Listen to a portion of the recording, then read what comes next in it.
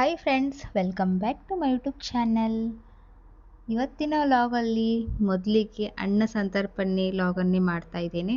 So ಇವತ್ತು ವಿಶೇಷವಾದ ದಿವಸ. ಬಳ್ಳಾರಿ ಕನಕದುರ್ಗ ದೇವಸ್ಥಾನದ ಜಾತ್ರಾ ಮಹೋತ್ಸವ ಇರೋದ್ರಿಂದ ಎಂದಿನಂತೆ ಈ ವರ್ಷವೂ ಕೂಡ ಈ ಒಂದು ಸ್ನೇಹಿತರ ಬಳಗ ಅನ್ನ ಸಂತರ್ಪಣೆ ಕಾರ್ಯಕ್ರಮ ಹಾಗೂ ಬ್ಲಡ್ ಡೊನೇಟನ್ನು ಕೂಡ ಇಲ್ಲೇ ಮಾಡ್ತಾರೆ. ಹಾಗೆ ನಮ್ಮ ಮನೆಯವರು ಹಾಗೆ ನಮ್ಮ ಅಣ್ಣಂದಿರು ಎಲ್ಲರೂ ಸೇರಿಕೊಂಡು ಅಡುಗೆನ ರಾತ್ರಿ ಪೂರ್ತಿಯಾಗಿ ಅಡುಗೆ ಕೆಲಸದಲ್ಲಿ ಬ್ಯುಸಿಯಾಗಿದ್ದರು. ಆ ಒಂದು ಲಾಗನ್ನು ಕೂಡ ನಾನು ಅಪ್ಲೋಡ್ ಮಾಡಿದ್ದೆ. ಹಾಗೆ ಇವಾಗ ಮಾರ್ನಿಂಗಲ್ಲಿ ಬೆಳಗ್ಗೆ 7 o'clock ಅನ್ನಪ್ರಸಾದವನ್ನು ಇಲ್ಲಿ ವಿತರಣೆ ಮಾಡ್ತಾ ಇದ್ದಾರೆ. ಸೊ ನೋಡ್ತಾ ಇರ್ಬೋದು ಎಷ್ಟೊಂದು ಜನ ಎಲ್ಲ ಬರ್ತಾ ಇದ್ದಾರೆ ಪ್ರಸಾದಕ್ಕೆ ಅಂತ. ಹಾಗೆಯೇ ಈ ಒಂದು ಪ್ರಸಾದವನ್ನು ಪ್ರತಿ ವರ್ಷ ಮಾಡ್ತಾ ಇರೋ ಈ ಒಂದು ಸ್ನೇಹಿತರ ಬಳಗಕ್ಕೆ ನಿಮ್ಮ ಹಾಗೂ ಆ ದೇವಿಯ ಆಶೀರ್ವಾದ ಸದಾಕಾಲ ಇರಲಿ. ಪ್ರತಿ ವರ್ಷವೂ ಇದೇ ತರಹ ಆ ತಾಯಿ ಅವರ ಸೇವೆಯನ್ನು ಮೆಚ್ಚಿ ಪ್ರತಿ ವರ್ಷವೂ ಅವರಿಗೆ ಇದೇ ಥರ ಶಕ್ತಿಯನ್ನು ಕೊಟ್ಟು ಆ ತಾಯಿಯ ಸೇವೆಯನ್ನು ಮಾಡುವಂತಹ ಹುರುಪು ಹುಮ್ಮಸ್ಸನ್ನು ಕೊಟ್ಟು ಅವರಿಗೆ ಯಾವುದೇ ತೊಂದರೆಗಳು ತಾಕದ ಹಾಗೆ ಆ ತಾಯಿ ಕಾಪಾಡಲಿ ಅಂತ ಮೊದಲಿಗೆ ನಾನು ಕೇಳ್ಕೊಳ್ತೇನೆ. ಸೊ ಲಾಗ್ನ ಕಂಟಿನ್ಯೂ ಮಾಡೋಣ ಫ್ರೆಂಡ್ಸ್. ಮೊದಲಿಗೆ ಮುಂಜಾನೆ ಬಿಟ್ಟ ನಂತರ ದೇವಿಯ ಸಿಡಿಬಂಡಿ ರಥೋತ್ಸವ ಇಲ್ಲಿ ಶುರುವಾಗತ್ತೆ. ಸೊ ಇಲ್ಲಿ ನಾವು ಏನೇ ಬೇಡ್ಕೊಂಡ್ರೂ ಕೂಡ ಅದು ಈಡೇರುತ್ತೆ ಅನ್ನೋಂತಹ ಭಕ್ತಿ ಭಾವ ಎಲ್ಲರಲ್ಲೂ ಇದೆ. ಇದು ಬಳ್ಳಾರಿಗೇ ದೊಡ್ಡ ದೇವಸ್ಥಾನ ಅಂತ ಹೇಳ್ಬೋದು, ಅಷ್ಟೊಂದು ಪವರ್ಫುಲ್ ಅಂತ ಹೇಳ್ಬೋದು. ಹಾಗೆಯೇ ಈ ದೇವಿ ಕೂಡ ಹುತ್ತದಲ್ಲಿ ಜನಿಸಿರುವಂಥ ಜಗನ್ಮಾತೆ, ಹುತ್ತದಿಂದ ಉದ್ಭವ ಆಗಿರುವಂಥ ದೇವಿ.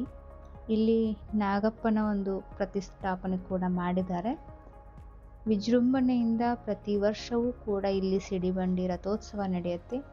ತುಂಬ ಅದ್ಭುತವಾಗಿರುತ್ತೆ, ನೋಡೋಕ್ಕೆ ತುಂಬ ಖುಷಿ ಅನಿಸುತ್ತೆ. ಯಾಕಂದರೆ ಸುತ್ತಮುತ್ತ ಊರಿನವರೆಲ್ಲರೂ ಸೇರ್ತಾರೆ. ಬಳ್ಳಾರಿ ಪೂರ್ತಿ ರಶ್ ಅವತ್ತಿನ ದಿವಸ. ಸೊ ಬನ್ನಿ ಹೇಗೆಲ್ಲ ಸಿಡಿಬಂಡಿ ರಥೋತ್ಸವ ನಡೆಯುತ್ತೆ, ಭಕ್ತಾದಿಗಳೆಲ್ಲ ಎಷ್ಟೊಂದು ಅದ್ಭುತವಾಗಿ ಇಲ್ಲಿ ಸೇವೆಯನ್ನು ಸಲ್ಲಿಸ್ತಾ ಇರ್ತಾರೆ ಅಂತ ನೋಡ್ಕೊಂಡು ಬನ್ನಿ. ಈ ಸಿಡಿಬಂಡಿ ರಥೋತ್ಸವದಿಂದ ಬಳ್ಳಾರಿಗೆ ಮೆರುಗನ್ನು ನೀಡುವಂಥ ಒಂದು ಜಾತ್ರೆ ಅಂತಲೇ ಹೇಳ್ಬೋದು. ಯಾಕಂದರೆ ಎಷ್ಟೇ ಬ್ಯುಸಿಯಾಗಿದ್ದರೂ ಕೂಡ ಈ ಜಾತ್ರೆ ಅಂದರೆ ಅಷ್ಟೊಂದು ಖುಷಿಯಲ್ಲಿ ಇಲ್ಲಿ ಎಲ್ಲ ಜನರು ಕೂಡ ಸೇವೆಯನ್ನು ಮಾಡ್ತಾ ಇರ್ತಾರೆ. ಹೆಜ್ಜೆ ಹೆಜ್ಜೆಗೂ ಅನ್ನ ಪ್ರಸಾದವನ್ನು ಮಾಡಿಸ್ತಾರೆ. ತುಂಬಾ ವಿಜೃಂಭಣೆಯಾಗಿ ಈ ಜಾತ್ರಾ ಮಹೋತ್ಸವ ಕೂಡ ಇಲ್ಲಿ ಜರುಗುವುದು. ಹಾಗೆ ಈ ವಿಡಿಯೋವನ್ನು ನೋಡಿರೋ ಪ್ರತಿಯೊಬ್ಬರೂ ಕೂಡ ಆ ತಾಯಿಯ ಆಶೀರ್ವಾದಕ್ಕೆ ಪಾತ್ರರಾಗಿರ್ತೀರಾ ಅಂತ ನಾನು ಭಾವಿಸ್ತಾ ಇದ್ದೇನೆ.